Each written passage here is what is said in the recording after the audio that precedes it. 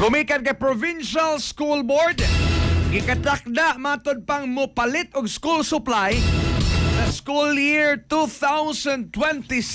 Bullseye! Bullseye! Atong sayron ang kumpletong detalye. Live report. Yes, katupang Janley o katupang Jerry, may buntag sa tumang suking tik paminaw ni mga tungura ang Cebu Provincial School Board kon CPSP gikatagda karon nga mopalit og mga supply ngadto sa ato ang mga tinunan loko probinsya Sugbo. Kini ang nakapot ato sa praktigom nga gipangaluhan sa Cebu Provincial School Board o Department of Education kon DepEd.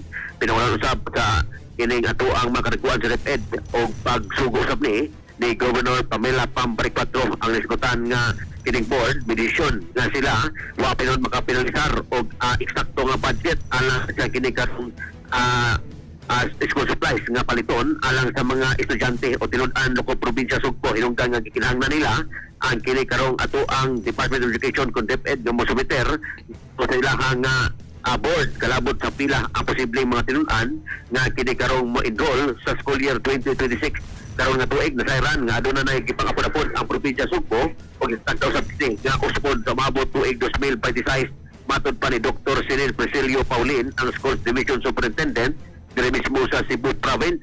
Maabot ngadto sa 886,711 ka mga enrollee loko probinsya Sugbo karong tuig o ilang napangantawan nga mosaka pa kini ngadto sa 10% sa tuig. Hinungdan gani usab sila magka-ahat nini eksakto nga numero ngadto sa Cebu Provincial School Board alang unya sa posibleng enrollee sa tuig.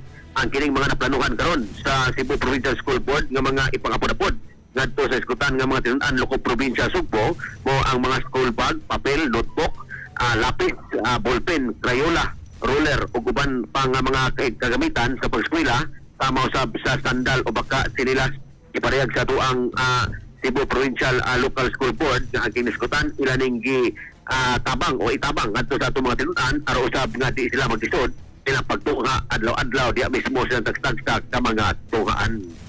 Sa ato mga katropa diya nga nagkalubog kung nagtanap ang panandako inumpunay o Visionix Plus of Gel Capsule gumikan kay kini kompleto sa mga phytonutrients amo pritar sa itong mga mata ano na kinlutin, beta-carotene, vitamin A o zeaxanthin alang sa Pilipino para sa Pilipinas. Kini katropa kay magdaro XFM News. XFM report.